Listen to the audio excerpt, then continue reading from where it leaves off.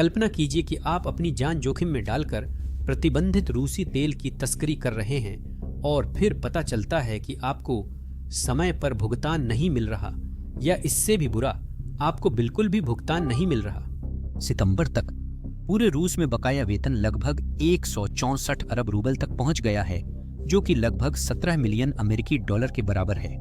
यह पिछले साल से 1 अरब रूबल ज्यादा है और 12 महीने पहले से करीब 3 गुना है। रूस निश्चित रूप से अपने देश पर लगे प्रतिबंधों का असर तेजी से महसूस कर रहा है, क्योंकि अब अमेरिका ने रूस के केंद्रीय बैंक की संपत्तियां फ्रीज कर दी हैं और रूसी रूबल की कीमत गिरती जा रही है। रूस की बड़ी औद्योगिक कंपनियां युद्धकालीन अर्थव्यवस्था धीमी होने से कर्मचारियों को छुट्टी पर भेज रही हैं या स्टाफ घटा रही हैं।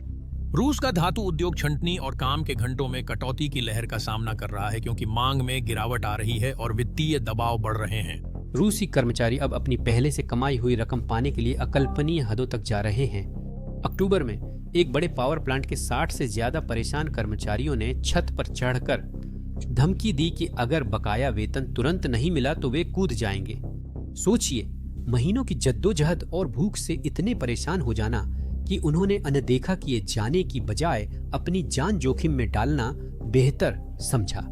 रूस की सबसे सफल कंपनियां भी डूब रही हैं। ओरोसा, दुनिया की सबसे बड़ी हीरा कंपनी, ने कर्मचारियों की तनख्वाह 10% घटाई। कुछ महीनों बाद उसने कई खदानें पूरी तरह बंद कर दी। फिर पिछले महीने अक्टूबर में एक प्रतिबंधित रूसी तेल टैंकर पर पूरी टीम ने यात्रा करने से इनकार कर दिया। वे महीनों से बिना वेतन के काम कर रहे थे। आखिरकार रूसी अधिकारियों के पास टैंकर को मुरमांस्क बंदरगाह पर जब्त करने के अलावा कोई विकल्प नहीं बचा। पता चला कि 20 क्रू सदस्यों को 4 महीने से ज्यादा समय से कोई पैसा नहीं मिला था और जहाज के कप्तान द्वारा उन्हें लगभग $10,000 की बकाया मजदूरी देनी थी। इन शैडो फ्लीट टैंकरों ने 3 साल से रूस की अर्थव्यवस्था को जिंदा रखा है, क्योंकि ये अवैध रूप से प्रतिबंधित तेल ले जा रहे हैं। लेकिन जब अर्थव्यवस्था चलाने वालों को खाना नहीं मिलता, तब दिखता है कि समस्या बड़ी है। इस वीडियो में जानेंगे रूस की बड़ी फैक्ट्रियां क्यों बंद हो रही हैं और मजदूरों को वेतन क्यों नहीं मिल रहा। पुतिन की युद्धकालीन अर्थव्यवस्था अब एक खतरनाक मोड़ पर है, लेकिन हालात कितने खराब हो सकते हैं?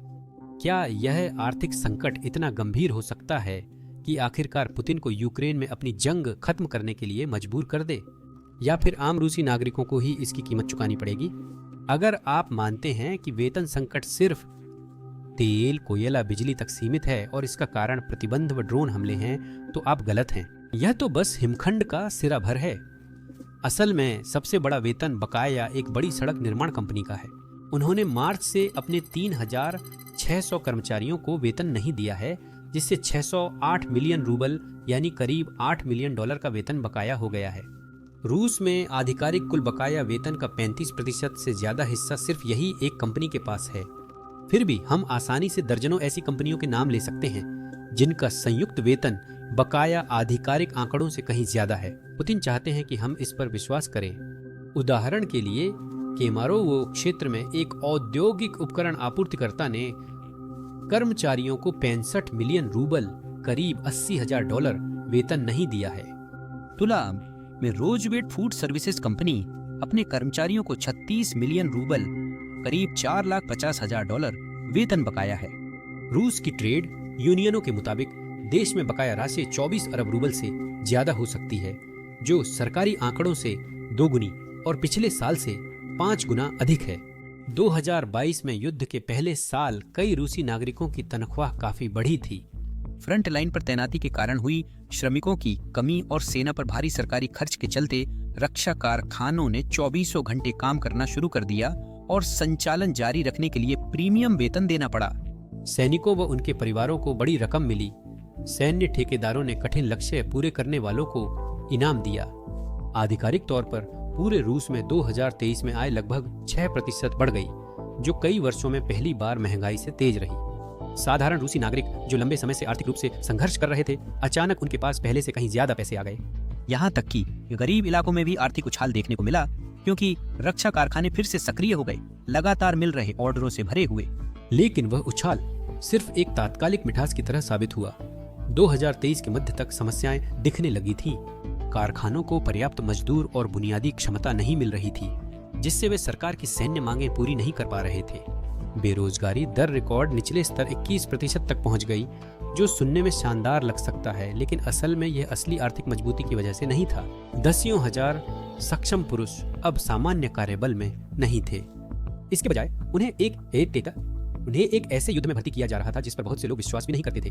जबकि कई लोग रक्षा कारखानों में लंबी ओवरटाइम शिफ्टों में फंसे थे। पुतिन ने कृत्रिम रूप से कम बेरोजगारी दर को अपनी आर्थिक सफलता का प्रमाण बताते हुए गर्व किया। हालांकि उनके अपने आर्थिक सलाहकार उन्हें चेतावनी दे रहे थे कि रूस की अर्थव्यवस्था ठहराव की ओर बढ़ रही है। स्थिति इतनी गंभीर हो गई थी कि रूसी केंद्रीय बैंक को हस्तक्षेप करने के लिए मजबूर होना पड़ा। 2023 की गर्मी और पतझड़ में उन्होंने ब्याज दर 16% से बढ़ाकर 21% कर दी, जो 2 दशकों में सबसे अधिक थी। इसका मकसद महंगाई काबू करना था, ताकि उधार महंगा हो और खर्च घटे, जिससे अर्थव्यवस्था के गर्म क्षेत्रों को ठंडा किया जा सके। और हाँ, यह काम आया, शायद जरूरत से ज्यादा। महंगाई स्थिर हुई और रोजमर्रा की चीजों के दाम बढ़ना रुक गए, लेकिन ऊंची ब्याज दरों के परिणाम उतने ही नुकसानदायक थे जितनी समस्याएं वे ठीक करना चाहते थे। जो कंपनियां कारोबार चलाने या बढ़ाने के लिए ज्यादा उधार पर निर्भर थीं, उन्हें अचानक कर्ज की लागत में भारी बढ़ोतरी झेलनी पड़ी। कई व्यवसायों को भर्ती रोकने, उत्पादन घटाने, वेतन में देरी या बंद करने के लिए मजबूर होना पड़ा। 2024 में 43% से ज्यादा रही जीडीपी वृद्धि इस साल घटकर करीब 0.71% रह गई है। ब्याज दरों में बढ़ोतरी से कंपनियों के मासिक ब्याज भुगतान में 30 से 70% तक इजाफा हो रहा है। सीमित विकल्पों के चलते कंपनियों को ऋण डिफॉल्ट या वेतन में देरी चुननी पड़ती है। डिफॉल्ट करना वास्तव में कोई विकल्प नहीं है, क्योंकि इससे उनका भविष्य में क्रेडिट तक पहुंच पूरी तरह खत्म हो जाएगी और संभवतः उनका पूरा कारोबार बर्बाद हो जाएगा। नतीजतन कई कंपनियों ने वेतन में देरी करने का फैसला किया है। एक तरफ केंद्रीय बैंक की 20% की कठोर ब्याज दर कारोबारों का दम घोंट रही है। अंतर्राष्ट्रीय प्रतिबंधों और वैश्विक मंदी से रूस के स्टील, कोयला और लकड़ी जैसे निर्यात की मांग काफी घट गई है। यहाँ तक कि रूस के भीतर भी बाजार में बहुत कम पैसा घूम रहा है। लोगों की आमदनी घटी है, कई की नौकरियां गईं और अब ज्यादातर लोग पहले जितना नहीं खरीद सकते।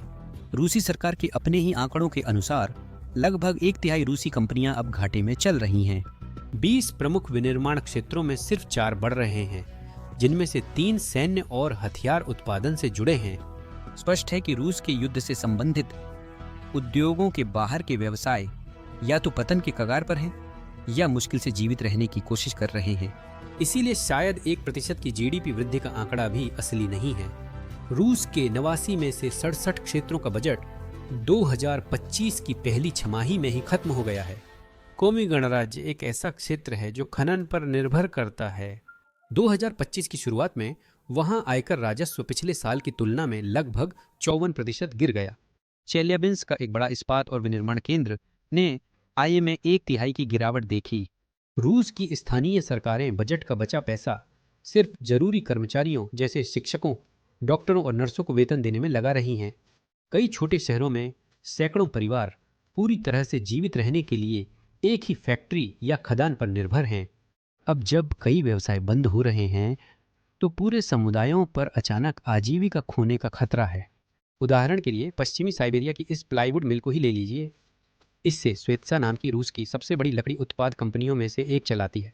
जब रोजमर्रा की चीजों की कीमतें बढ़ रही हैं और वेतन स्थिर या गिर रहा है, तो लोगों के लिए फर्नीचर खरीदना उनकी प्राथमिकता में सबसे आखिरी चीज बन गया। मांग घटने से मिल बंद हो गई और एक रात में 300 से अधिक लोगों की नौकरियां चली गईं। कंपनी ने लगभग कोई चेतावनी नहीं दी और मजदूरों के भविष्य के लिए कोई तात्कालिक योजना भी नहीं बनाई। इससे भी बुरा, उस पर खुद मजदूरों की तनख्वाह का बकाया भी था। कोयला रूस की अर्थव्यवस्था की रीढ़ था और आज भी तेल के बाद है। अब 2025 में कोयला उद्योग भी संघर्ष में है। उप प्रधानमंत्री अलेक्जेंडर नोवाक ने पुतिन को बताया कि कम से कम 30 कोयला खदानें दिवालिया होने वाली हैं। खुजबा क्षेत्र के अधिकारियों ने बताया कि दुनिया के सबसे समृद्ध कोयला भंडारों में से एक में 151 में से 18 खदानें और ओपन पिट साइट्स इस साल बंद हो चुकी हैं। यूरोप के रूसी कोयला न खरीदने और चीन के सस्ते में खरीदने से हर महीने खदानें बंद हो रही हैं। अप्रैल 2025 तक लगभग 19,000 कोयला मजदूर अपनी नौकरियां खो चुके थे, जबकि इस उद्योग में करीब 1,50,000 लोग काम करते हैं। ज्यादातर खनिकों के पास कहीं और जाने का विकल्प नहीं है। सिर्फ 2400 लोग ही दूसरी खदानों या उद्योगों में जा सके। शेष लोग उन कस्बों में बेरोजगार फंसे हैं जहां कोयला ही मुख्य रोजगार था। ऐसी बेरोजगारी पुतिन के ताबूत में कील बन सकती है। सोचिए, एक रात में 30 कस्बे हड़ताल पर चले जाएं। ऐसी स्थिति पर कैसे काबू पाएं? रूस अब भी 1990 के बेरोजगारी के झटके से उबर रहा है। सोवियत संघ टूटने पर बिना वेतन काम करना और हड़तालें आम थी। 1998 में वेतन न मिलने पर कोयला खनिकों ने ट्रांस साइबेरियन रेलवे जाम किया था। व्लादिमीर पुतिन ने सत्ता में आते वक्त ऐसी बेइज्जती खत्म करने का वादा किया था। उनके श्रेय के लिए उन्होंने लगभग ऐसा कर दिखाया। 2000 के दशक के तेल बूम में सरकार ने वेतन और पेंशन लगातार चुकाए। समय पर वेतन मिलना सामान्य था, इसलिए आज की अचानक स्थिति सबको चौंकाती है। पूरी एक पीढ़ी ने पुतिन की स्थिरता के दौर में भरोसेमंद वेतन के साथ जीवन बिताया, लेकिन अब वही सुरक्षा एक रात में गायब हो गई। इस बार सिर्फ खदान या फैक्ट्री वर्कर नहीं है। शिक्षक, नर्स और सरकारी कर्मचारी अब वेतन देरी की शिकायत कर रहे हैं।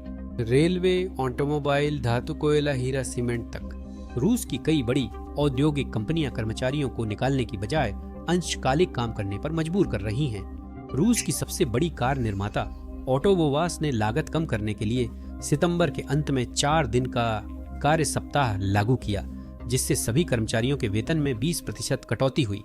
ट्रक निर्माता कामओज और गोर्की ऑटो प्लांट ने भी गर्मियों में यही किया। कंपनी के मुताबिक कार असेंबली वर्कर को महीनों ट्रेनिंग चाहिए। अनुभवी स्टील निर्माता या माइनिंग इंजीनियर बदलना और मुश्किल है। कंपनियां जरूरी मानव पूंजी खोने से हिचकती हैं और चाहती हैं कि युद्ध उनके दिवालिया होने से पहले खत्म हो जाए। रूसी रेलवे, जो बड़ी सरकारी कंपनी है और 70,000 कर्मचारियों वाली है, लागत घटाने के लिए कर्मचारियों से हर महीने बिना वेतन छुट्टी लेने को कह रही है। यह स्पष्ट है कि ये उद्योग दयालुता के कारण छंटनी से बच नहीं रहे हैं। वे पुतिन के राजनीतिक और अपने कर्मचारियों के सामाजिक दबाव में हैं। लेकिन कभी कभी हड़ताल पर जाना भी विकल्प नहीं होता। युद्ध की शुरुआत में मध्य एशिया से आए 1000 से ज्यादा प्रवासी मजदूर मॉस्को में ऊंची इमारत बनाते हुए 4 महीने से वेतन न मिलने पर हड़ताल पर गए। एक शक्तिशाली ओलिगार्क के स्वामित्व वाली निर्माण कंपनी क्रोकस ग्रुप ने जवाब में सुरक्षा बलों से हवा में गोलियां चलवाकर विरोध को तितर-बितर कर दिया। याद रखिए, फरवरी 2023 में युद्ध को 1 साल हुआ था और रूस के सबसे अमीर शहर में मजदूरों को 4 महीने से वेतन नहीं मिला था। अगर तब हालात अजीब थे तो अब पूरे रूस में स्थिति और खराब हो गई होगी। आर्थिक संकट में चीन ने अपने फायदे के लिए रूस को धोखा दिया है। बेशक चीन के साथ इस रिश्ते ने रूस को किसी हद तक संभाले रखा है, लेकिन लगभग हर महीने शी जिनपिंग पुतिन से और भी ज्यादा फायदेमंद सौदे करवाने के तरीके निकाल लेते हैं। चीन रूस से गैस, कोयला, स्टील या यूरेनियम सब न्यूनतम कीमत पर खरीदता है। चीन सस्ते सामान से रूसी बाजार भर देता है, जिससे स्थानीय व्यवसाय बर्बाद होते हैं। युद्ध खत्म होने पर चीनी कंपनियों को बाजार पर कब्जा और एकाधिकार बनाने का मौका मिलता है। हालांकि इन सभी समस्याओं के बीच एक क्षेत्र ऐसा था जो अजेय नजर आता था, उद्योग। यह आखिरी जगह थी जहां कोई भी बजट कटौती जैसे शब्दों की उम्मीद करता था। हथियार, फैक्ट्रियां और सैन्य आपूर्तिकर्ता रूस की युद्ध अर्थव्यवस्था की रीढ़ रहे हैं, जहां कभी-कभी सैन्य खर्च राष्ट्रीय बजट का 30% तक होता है। हैरानी की बात है कि अगस्त 2025 में युद्ध शुरू होने के बाद पहली बार हथियार कर्मचारियों की तनख्वाह 10% घटी, सिर्फ इसलिए क्योंकि यहां तक कि रक्षा योजनाएं भी अपनी सीमाओं तक पहुंच चुकी थी। उप उद्योग मंत्री वासिली ओस्मिकोव ने स्वीकार किया कि अर्थव्यवस्था ऐसे मोड़ पर थी जहां और लोगों को लगाने से कोई फायदा नहीं था। 2023 तक गोला बारूद कारखानों ने पहले ही शिफ्ट्स, बी और स्टाफिंग की पूरी सीमा तक काम कर लिया था और विस्तार के लिए अब कोई जगह नहीं बची थी। ड्रोन निर्माण जैसे कुछ क्षेत्रों को छोड़ रक्षा कंपनियों को अब कुशल कर्मचारियों के लिए बड़े वेतन नहीं बढ़ाने पड़ रहे हैं। युद्ध की मांगों के कारण ये क्षेत्र मजबूत हैं, लेकिन रक्षा क्षेत्र में खर्च में कटौती करने के गंभीर परिणाम होंगे। रूसी सरकार के पास इसे रोकने के सीमित विकल्प हैं, बिना गंभीर अशांति के जोखिम के। नागरिक उद्योगों में मंदी संभालना पहले से आसान रहा है। 2008-2009 की वित्तीय संकट में मॉस्को ने छंटनी रोकने के लिए कार कंपनियों और रूसी रेलवे में निवेश किया था। कोविड-19 और 2023 के प्रतिबंधों के दौरान अधिकारियों ने फैक्ट्रियों को कर्मचारियों को बनाए रखने को कहा। यहाँ तक कि अगर इसका मतलब कर्मचारियों को खाली बैठकर वेतन देना ही क्यों न हो, बस बेरोजगारी की संख्या को नियंत्रण से बाहर होने से रोकने के लिए। लेकिन ये उपाय अस्थायी पट्टियां हैं, स्थायी समाधान नहीं। ये थोड़ी राहत देते हैं लेकिन समस्या नहीं सुलझाते। इसी कारण वेतन की समस्या 2024 में शुरू हुई और हर महीने बढ़ती जा रही है। इसे हल करना आसान नहीं है। रक्षा क्षेत्र में अनुबंध आमतौर पर दीर्घकालिक और करोड़ों डॉलर के होते हैं। सरकार के रक्षा ऑर्डर घटाते ही स्टील मिल्स और इलेक्ट्रॉनिक्स निर्माता समेत पूरी सप्लायर चेन तुरंत प्रभावित होती है। ये खास कंपनियां तुरंत दूसरे उत्पाद या बाजार में नहीं जा सकती। उन्होंने रक्षा उत्पादन के उपकरण, प्रशिक्षण और फैक्ट्रियों में भारी निवेश किया है। साथ ही रक्षा खर्च रूस को सैन्य रूप से प्रतिस्पर्धी रखने के लिए जरूरी तकनीकी विकास और नवाचार को बढ़ावा देता है। याद रखें, इस युद्ध से पहले रूस दुनिया का शीर्ष हथियार निर्यातक था। 2019 से 2023 तक यह वैश्विक हथियार निर्यात का लगभग 11% हिस्सा था। और जैसे ही यह युद्ध खत्म होगा, रूस शायद फिर से हथियारों का निर्यात करने की कोशिश करेगा, जैसे वह तेल के साथ करता है। यह सोचना मुश्किल है कि इन्हें खरीदेगा कौन, जब ये युद्ध में इतनी खराब प्रदर्शन कर रहे हैं। तो जितना ज्यादा समय तक रूस की युद्ध अर्थव्यवस्था बाकी सब चीजों से संसाधन खींचती रहेगी, उतनी ही ज्यादा मंदी बढ़ती जाएगी। रूस अपनी आपातकालीन बचत का अधिकांश हिस्सा युद्ध और प्रमुख उद्योगों पर खर्च कर चुका है। 2025 के पहले 6 महीनों में क्रेमलिन ने रक्षा पर 85 ट्रिलियन रूबल यानी करीब 100 अरब डॉलर खर्च किए। इतने भारी खर्च के बाद भी वेतन कट रहा है, तो सच में अब रूस की रक्षा उद्योग को क्या बचा सकता है, कल्पना करना मुश्किल है। इसी दौरान रूबल की कीमत लगातार गिरती जा रही है, जिससे हर समस्या जिसके बारे में हमने बात की है और सैकड़ों दूसरी समस्याएं और भी ज्यादा खराब होती जा रही हैं। लेकिन शायद इस समय सबसे बड़ी समस्या यह है कि रूस भर के क्षेत्रों में भी कॉन्ट्रैक्ट सैनिकों को मिलने वाले भुगतान में कटौती की जा रही है। तार्दिस्तान में भुगतान 31 मिलियन रूबल से घटकर 80,000 हो गया, जो मूल राशि से करीब 75% कम है। मारियल, चुआसिया, बेलगोरोद और निजनी नोगोरोद में भी ऐसी ही स्थिति है। कई जगह भुगतान 50,000 रूबल तक घट गया है। सोचिए, सिर्फ $6,000 में 5 में से 1 मौके पर जान जोखिम में डालना। स्थिति इतनी खराब हो गई है कि समझना आसान है क्यों अर्थव्यवस्था धीरे धीरे ढह रही है।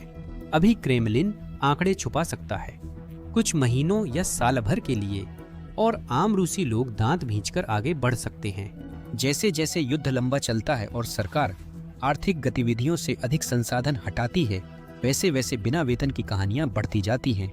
हर देरी से मिलने वाली तनख्वाह, 4 दिन की वर्कवीक को मजबूर फैक्ट्री, और वो परिवार जो खाना छोड़ रहे हैं जबकि पिता वेतन सुलझने का इंतजार कर रहे हैं। इनमें से हर एक रूस की अर्थव्यवस्था को एक और झटका देता है।